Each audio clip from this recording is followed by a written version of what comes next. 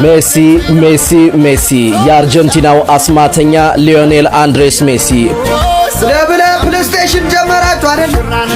እኛ የፈለግነው ጨዋታ ምን ፕሌይስቴሽን መታሳዩ ሊሆን አይችልም። ማስረት እንዴ ገና በ23 አመቱ ልጁ ሲጓርቅ የነበረውን አምጥተው ሊሸውዱ ኤአይ ታጫውትልኝ ጀመር ብለ አሁንስ እውነተኛው የእግር ኳሱ ንጉስ ይህንን ሰው ፈጽሞ ቃላቶች ሊገልጹት አይችልም።